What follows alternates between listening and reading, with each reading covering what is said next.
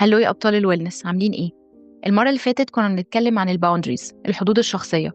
اتكلمنا عن إيه أهمية الحدود الشخصية وإزاي أعمل حدود في علاقاتي بالآخرين، وإزاي إن كلمة لأ بتساعدني أحافظ على طاقتي وعلى صحتي النفسية. واتكلمنا في إيه اللي نتوقع إنه ممكن يحصل لما ابتدي أعمل حدود وابتدي أقول لأ. هسيب لينك للفيديو بتاع الأبيسود دي علشان اللي ما سمعهاش المرة اللي فاتت يسمعها قبل ما يسمع الأبيسود دي. النهاردة هنكمل كلام عن الموضوع ده بس من زاوية تانية.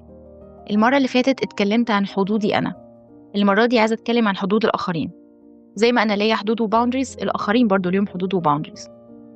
هتكلم عن إزاي إن الباوندريز مش ثابتة وإزاي ممكن تتغير، وإزاي أتعامل لو حد قريب مني قرر يحط حدود في علاقتنا، وإزاي نتقبل ده. يلا نبدأ. زي ما قلت المرة اللي فاتت، أنا دايما بحب أتكلم عن الباوندريز. الباوندريز لو موجودة في حياتنا في مشاكل كتير قوي مش هتحصل. كل واحد من الأول بيبقى عارف آخر حدودي فين وآخر حدود الشخص اللي قدامي فين، إيه اللي أسمح بيه وإيه اللي ما أسمحش بيه، وإيه اللي الشخص اللي قدامي يسمح بيه وما يسمحش بيه. فمحدش فينا هيجي على التاني، فمش هتحصل مشاكل. اتكلمنا المرة اللي فاتت عن إيه اللي ممكن أتوقع إنه يحصل لما أعمل حدود للناس اللي في حياتي. في ناس هتزعل، ناس هتتضايق، ناس هتقول إن أنا اتغيرت، إن أنا مبقتش أحبهم، في ناس ممكن تبتزني عاطفيا عشان أشيل الحدود دي وأرجعهم تاني، أديهم نفس الأكسس اللي كان ليهم في حياتي. قلنا إن في ناس هتمشي خالص. النهاردة بقى خلينا نتكلم على الحدود الشخصية عندي وعند الآخرين في نفس الوقت. أنا عملت حدود في حياتي خلاص، وبقى في حاجات معيّنة أنا ما باسمحش إن حد يتخطاها معايا، وفي حاجات طبعًا باسمح بيها. الفكرة إن الحدود very personal، هي personal لإن هي بتختلف من شخص لآخر. إحنا مش زي بعض، كل واحد فينا ليه تجربة مختلفة، ليه background مختلفة، ليه شخصية مختلفة، اتربينا بطريقة مختلفة، جايين من ثقافات مختلفة. فاللي أنا باقبل بيه مش لازم يكون غيري بيقبل بيه، واللي أنا ما باقبلش بيه مش لازم يكون غيري ما بيقبلش بيه. فمهم نفهم إن الحدود مش one size، هي بتختلف، كل واحد ليه حدوده الخاصة بالمقاس بتاعه. مثلًا لو أنا ما عنديش مشكلة إن أنا أتناقش في حياتي الشخصية مع الناس، باحكي تفاصيل من حياتي الشخصية، أنا عادي، أنا مثلًا متربية كده وبالنسبة لي it's okay لو باحكي تفاصيل من حياتي للناس. حد تاني ما بيحبش يحكي حياته الشخصية مع الناس، مش متعود على كده وما بيحبش يطلّع تفاصيل من حياته أو يدiscuss حياته الشخصية مع الناس. مش معنى كده إن أنا آخُدها بطريقة personal إن هو الشخص مش بيثق فيّا، أو هو مش مرتاح كفاية إن هو يناقش حياته معايا، وأقول طَب اشمعنى أنا باناقش حياتي معاه؟ زي ما أنا باحكي لك عن حياتي الشخصية، أنت كمان تحكي لي عن حياتك الشخصية. لأ، هي دي الboundaries بتاعته. بدل ما أحكُم عليه أو أشوف إن هو مش بيثق فيّا أو مش مرتاح معايا أو خايف إن أنا أطلّع الكلام برّه، أو شايف إني مش مهم كفاية إن هو يحكي لي حاجات بتحصل في حياته، أحُط نَفْسي مكان الشخص وأفكّر إن هو ممكن يكون مرتاح كده. لو أجبر نَفْسه إنه يحكي حاجة هو مش عايزها، مش هيكون مرتاح. فاللي أنا باوافق عليه مش لازم غيري يوافق عليه. لو أنا باقبل بالهزار بالإيد، مش معنى كده إن أنا رُحت هزرت مع حد بالإيد وهو رفض، إن أنا أقول إن هو مكبّر الموضوع. طب ما أنا عادي، ما أنا عادي، ما أنا سمحت لفلان، سمحت لأي حد إن هو يهزر معايا بالإيد، ليه ده ما يوافقش؟ عادي بالنسبة لي، مش عادي بالنسبة للشخص. وبرضه ما ينفعش أحكُم عليه إن هو مكبّر الموضوع علشان بالنسبة لي أنا عادي، لإن إحنا الlimits بتاعتنا مش زي بعض، إحنا الحدود بتاعتنا مش واقفة في نفس المكان. as a teacher، من تقريبًا نُص المشاكل اللي باسمعها بتحصل بين الطلبة وبعض بسبب كده، إن حد بيكون بالنسبة له موقف معيّن عادي، لكن بالنسبة للشخص التاني مش عادي. فباسمع كلام زي طَب ما أنا ما زعلتش، اشمعنى هو زعل؟ هي مش اشمعنى هو زعل أو هو مكبّر الموضوع أو إن هو بيحاول يلبّسنا في مشكلة أو أيًا كان اللي بيتقال. هي ببساطة اللي عادي بالنسبة لي مش لازم يكون عادي بالنسبة للشخص التاني. فمن الأفضل إن إحنا ما نفترضش مع نفسنا إن طالما أنا موافق على حاجة يبقى الباقيين موافقين عليها، أو طالما أنا مش موافق على حاجة الباقيين ما ينفعش يوافقوا عليها. لإن ده بنشوف ده كتير برضه، بالاقي ناس بتفرض الboundaries بتاعتها على الآخرين. مش إن على الآخرين يحترموا الboundaries بتاعتي، لأ، إن الآخرين يكون عندهم نفس الboundaries بتاعتي. اللي هو أنتِ إزاي بتسمحي بده؟ هو أنت إزاي بتسيبه يعمل كده؟ هو أنت إزاي بتسمح لصاحبك يعمل كده؟ طالما أنا مش شايفة الشخص ده بيتضر، خلاص هو حُر في الحدود اللي بيرسمها لنفسه، لإن إحنا مختلفين عن بعض.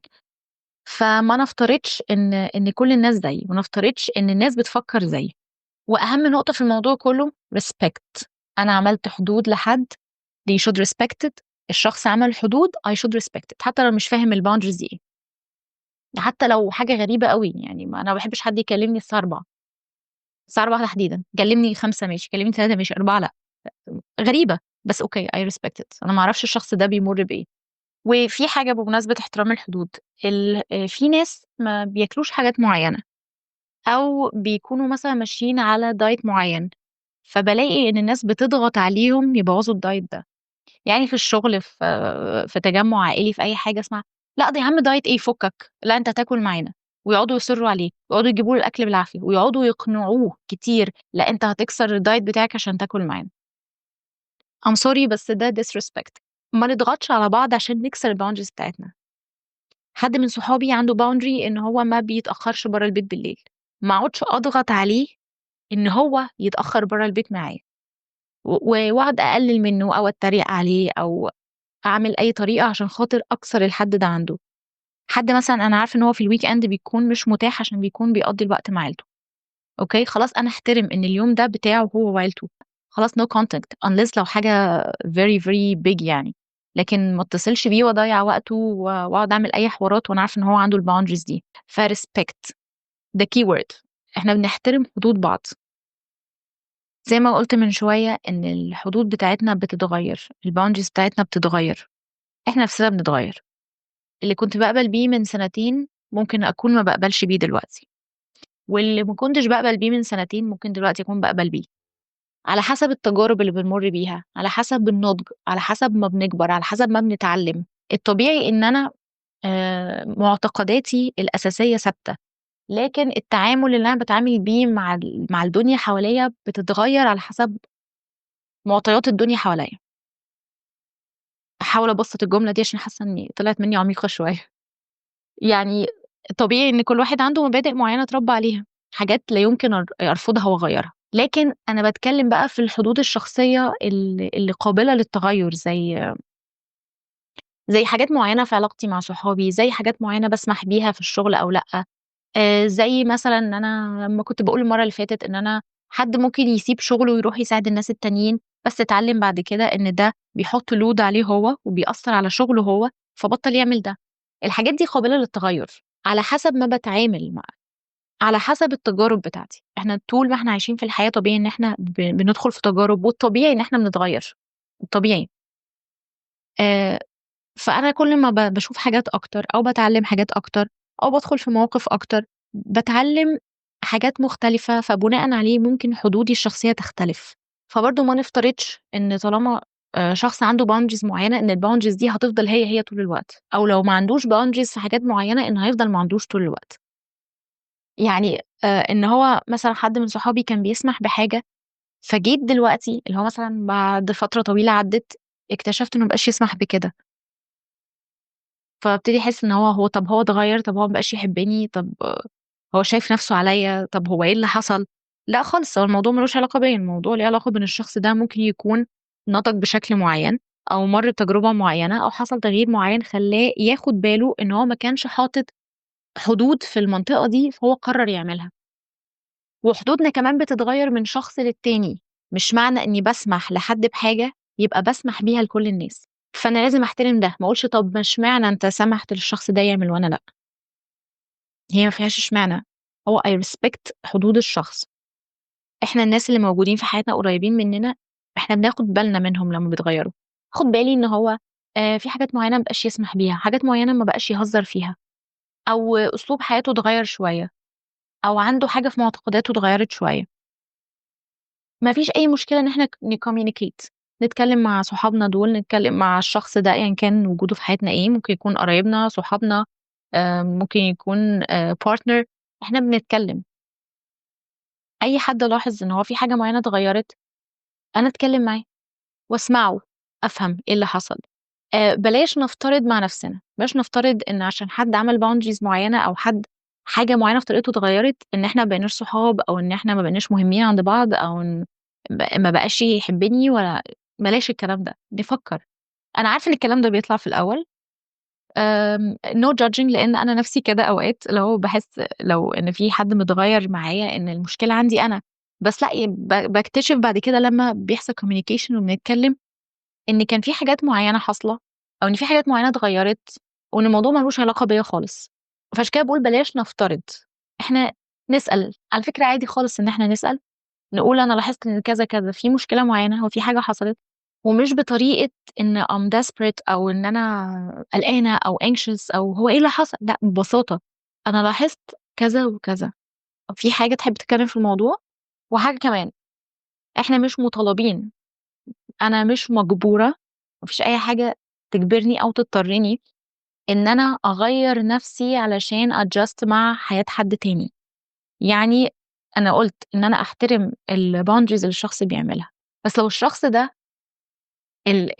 التغييرات اللي عملها أو الboundaries الجديدة اللي عملها أو اللي شالها أو whatever هو قرر يرسم حياته إزاي وحدوده إزاي، مش مناسبة معايا، أنا مش مضطرة أadjust نفسي معاه، مش مضطرة أضبّط نفسي عليها، أنا أحترمها، أوكي، بس لو هي مش مناسبة معايا، مش مضطرة أتعامل معاه بالغصب، مش مضطرة أتعامل مع الشخص بالغصب، مش أنا هاحترم حدودك، أوكي، أنت فجأة بقيت تسمح بحاجة أنا بالنسبة لي ما أقدرش أتعامل مع حد بيسمح بيها، أو أنت فجأة بقيتش تسمح بحاجة والموضوع ده مأثّر عليَّ، يعني مثلًا شخص معيّن هو فجأة يعني أعاد ترتيب حدوده والboundaries بتاعته، وبقى بيسمح بحاجات أنا بالنسبة لي يعني red line ما أقدرش إن أنا أسمح بيها أو أتعامل مع حد بيسمح بيها، خلاص أوكي، أنا هاحترم حدودك دي، أنت حُر وI respect you مش هانتقدك، مش هاناقشك فيها، أنت حُر في حياتك، بس أنا I don't accept it.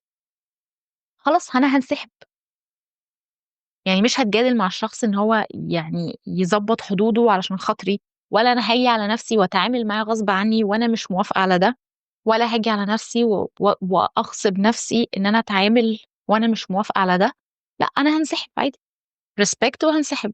حبيت بس أوضّح النقطة دي عشان ما حدش يفتكر إني باقول إن أنا لازم أكون لازقة للشخص ومتمسكة بيه، حتى لو الboundaries بتاعتنا ما بقتش مناسبة لبعض.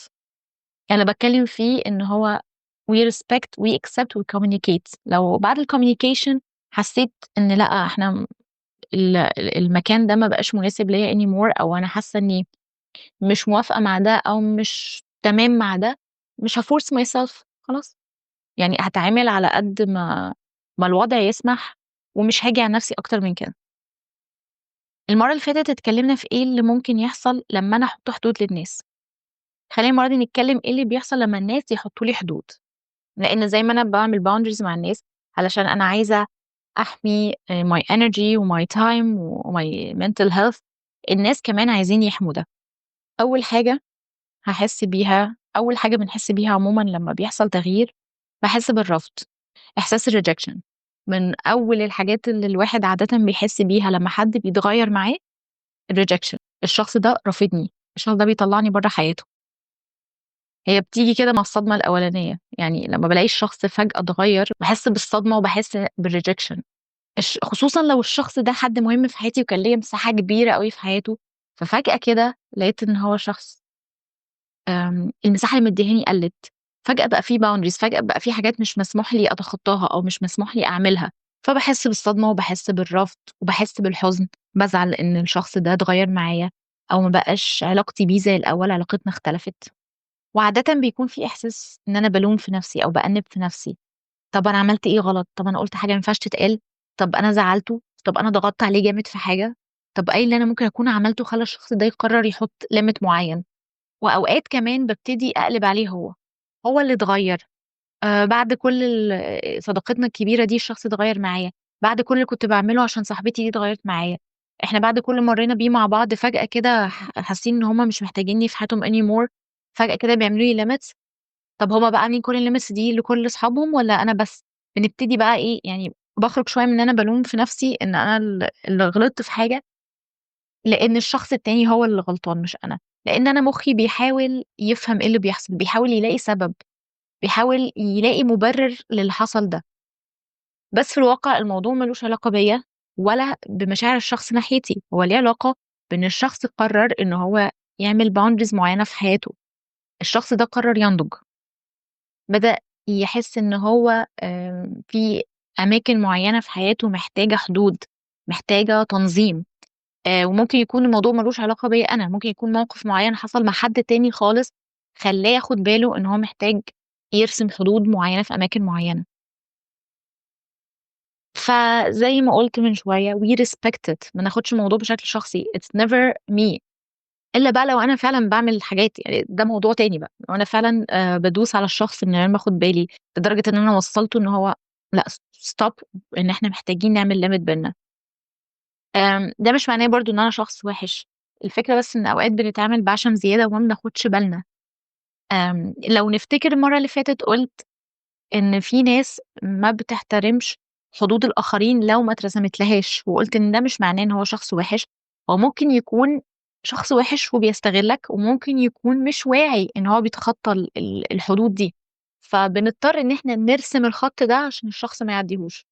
فمش معنى إن أنا ضغطت على حد مثلًا لدرجة إن هو بعد شوية وقت حَس إن هو لأ، أنا محتاج limit هنا، محتاج limit في الحتّة دي، إن أنا شخص وِحِش. لأ، أنا بس مش واخدة بالي عشان الشخص هو مدّيني مساحة كبيرة، فأنا اتعشِّمت ودخلت بزيادة من غير ما آخُد بالي. فطبيعي إن الواحد يحس لمّا بيتعمل له حدود في علاقة معيّنة، يحس بالذنب أو يحس إن هو كان وِحِش أو إن هو داس على الشخص جامد أو ضغط عليه جامد لدرجة إن هو قرر إن هو يعمل له limits. إحنا بس أوقات ما بناخدش بالنا وبنتعشم زيادة، فبندخل أوي في حياة الشخص، خصوصًا لو أنا نفسي ما عنديش الlimits دي، فبالتالي أنا فاتحة الحدود لأي حد موجود في حياتي أنا باثق فيه وباحبه إن هو يدخل في حياتي، فأنا في المقابل باعمل كده مع الناس دول، لإن غالبًا بيكون الشخص عنده فراغ فبيملاه بالعلاقات اللي في حياته، فأنا ما باعملش حدود لإن أنا عايز أكبر قدر ممكن من الفراغ ده يتملي. فباكون فاكرة إن الناس اللي أنا باتعامل معاهم هم كمان كده، زي ما أنا فاتحة لهم مساحة كبيرة، هم كمان فاتحين لي مساحة كبيرة. هي الفكرة إن بيكون الشخص ده ما عندوش boundaries في حاجات معيّنة، فبيبتدي ياخد باله لمّا الناس بتبتدي تاخد مساحة كبيرة في حياته ويبتدوا يدخلوا في حياته أكتر من اللازم إن no stop، إحنا محتاجين limit هنا. فده مش معناه خالص إن أنا شخص وِحِش أو هو اتغيّر، هو ما اتغيّرش، هو بيحاول يحمي حدوده. لو أنا عندي طاقة وعندي capacity إن أنا أفتح المساحة الكبيرة دي في حياتي للناس، مش معنى كده إن الناس اللي أنا باتعامل معاهم عندهم نفس القدرة إن هم يفتحوا لي مساحة كبيرة. إحنا مختلفين، هو ممكن الشخص يفتح لي المساحة دي شوية، شهر، شهرين، سنة، 5 سنين، وبعدين هييجي عليه وقت وهيحس إن هو مستهلك، يحس إن هو مشاعره بتخلص، هيحس إن هو مُرهق، فهيبتدي يعمل limits، يا إما ينسحب خالص، يمشي خالص من حياتنا. فطبيعي إن إحنا هنمُر بكل الأفكار دي وبكل الأحاسيس دي، بس نفتكر إن الموضوع ما لوش علاقة بيّا أنا، هو ليه علاقة بالشخص، ليه علاقة بالشخص عايز يمشّي حياته إزاي، ومن حق كل واحد يمشّي حياته زي ما يريّحه. هو قرر يعمل limits معيّنة، قرر إن هو يرسم حدود معيّنة، آآ ده يرجع له هو، من حقه، من حق أي بني آدم إن هو يعمل الboundaries اللي تخُصّه. وفي حاجة مهمة جدًا بابتدي أحس بيها لمّا حد قريب منّي يعمل لي limit معيّن، باحس بالفراغ. لإن زي ما قُلت من شوية إحنا بنكون داخلين في حياة بعض أوي، وغالبًا بيكون عشان نملى فراغ معيّن في حياتنا، فلمّا الشخص ده بيعمل لي حدود من المساحة اللي أنا واخداها في حياته، والمساحة اللي هو واخدها في حياتي بتقِل، فبابتدي أحس بالفراغ. هنتكلم في نقطة الفراغ دي بعدين، إزاي أملى الفراغ ده، بس خلّينا دلوقتي نركّز في النقطة بتاعة اللي هاحس بيه لمّا حد يبتدي يعمل لي boundaries. زي ما قُلنا لازم أحترم إن الشخص ده قرّر يعمل boundaries في حياته، دي نقطة مهمة جدًا. أنا باسقّف وباشجّع أي حد قرّر يعمل limits أو boundaries معيّنة، باكون مبسوطة جدًا لمّا حد يقول لي أنا كنت باعمل كده وبعدين بطّلت، أو أنا زمان كنت باسمح بحاجات معيّنة وبطّلت أسمح بيها دلوقتي، وأشوف فعلًا ده. باتبسط، باحس إن الشخص فعلًا قرّر إن هو يختار نَفْسه وقرّر إن هو يحمي نَفْسه. respect الشخص اللي قرر يعمل boundaries في حياته، لإن لو أنا فعلًا باحب الشخص ده، أنا هاتبسط إن هو بيختار نَفْسه، أنا هاتبسط إن هو بيعمل لنَفْسه حدود. أنا هايدي باتبسط لمّا بالاقي حد من صحابي قرر يعمل boundaries، أنا أوقات باقول لهم اعملوا الboundaries دي معايا أنا، فيتقال لي: "لأ you're my friend." no I know، I know عشان أنا your friend لو موضوع الboundaries صعب عليكم ابدأوه مع أقرب حد ليكم. لو قدرت تعمل باوندريز مع اقرب حد ليك واكتر حد واخد مساحه في حياتك، هتعرف تعمله مع الباقيين. لان زي ما كنت بتكلم المره اللي فاتت، هتحس ان انت ما بقتش موجود للناس دول بعد ما عملت حدود معاهم. ف... فلو قدرت تعمل ده مع حد قريب جدا ليك، هيبقى اسهل لك تعمله مع الناس. ده بالنسبه لهم هم، لكن بالنسبه لي انا، ده معناه ان الشخص بدأ يكون انضج، بدأ يكبر، بدأ يتغير، بدأ يختار نفسه، بدأ يحمي نفسه. فده بيبسطني انا، بحس ان I'm proud of them. حتى لو الباوندرز دي معموله ليا انا بس بحس I'm proud of you. I'm proud of you انك قررت تعمل boundaries، قررت انك تاخد بالك من نفسك، قررت تحط نفسك البريوريتي على باقي الناس. انا من باقي الناس اللي اتعمل لهم الباوندريز دي، بس I'm still proud of you. اوكي. فمبدئيا، بعد ما نحس بكل الاحاسيس اللي مش حلوه دي، ان rejection والفراغ والزعل والحاجات دي، لا، فكر كده وحط نفسك مكان الشخص، وتحس انك لو مكانه هعمل ده. او لو ما قدرتش تحط نفسك مكانه، ولان انت بالنسبه لك الحاجات دي عادي، بالنسبه له هو مش عادي، فانت مش قادر تشوف الموضوع من وجهه نظره، اتليست احترم قراره. احترم قراره ان هو قرر يعمل باوندريز.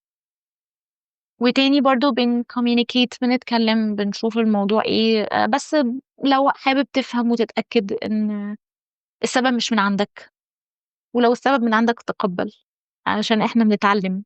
احنا طول ما احنا ماشيين في الدنيا بنتعلم، مفيش سن بنبطل نتعلم عنده. انا لحد امبارح وانا بتعلم حاجات جديدة، بكرة هتعلم حاجات جديدة. احنا طول ما احنا عايشين بنتعلم. آه، فانا حتى لو غلطت في حاجة، اوكي، من حقي يعني.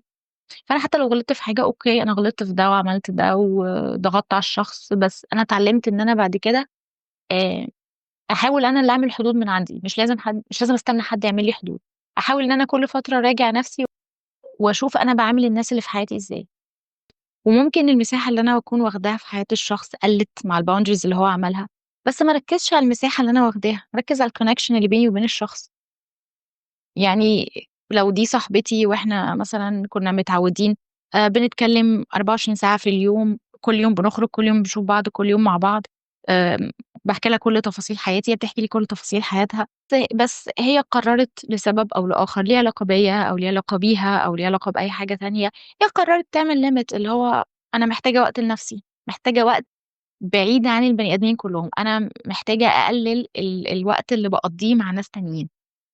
ده هيقلل من الوقت اللي احنا بنقضيه مع بعض فعلا، بس مش هيقلل من الكواليتي بتاعه الكونكشن بينا. ده اللي المفروض نركز عليه.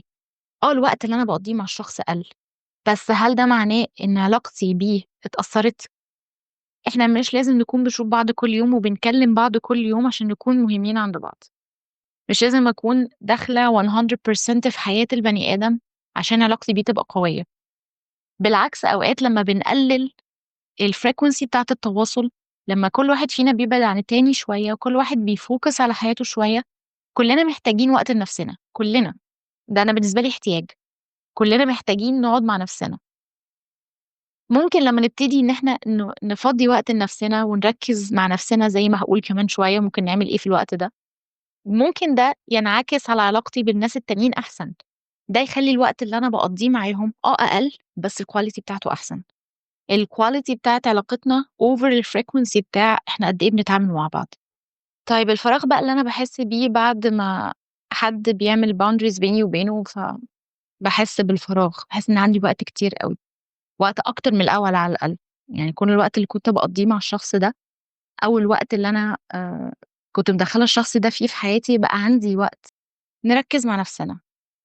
اول حاجه، انا ممكن استثمر وقتي وطاقتي الزياده اللي بقوا موجودين في حياتي دول في علاقاتي مع الناس التانيين. يعني لو الباوندرز دي جت من حد في عيلتي، حد من اخواتي مثلا، استثمر الوقت ده مع ناس تانيين في العيلة، مع صحابي. لو اللي عمل كده حد من صحابي، اقضي وقت مع صحاب تانيين، او اعمل صحاب جداد. اشوف انا بحب ايه واعمله. انا بحب اقرا، ابتدي اجيب كتب واقراها في الوقت ده.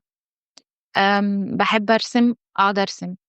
او لو في حاجة معينة من زمان نفسي اجربها، احضر كورسز، احضر ورك شوبس، الحاجات دي.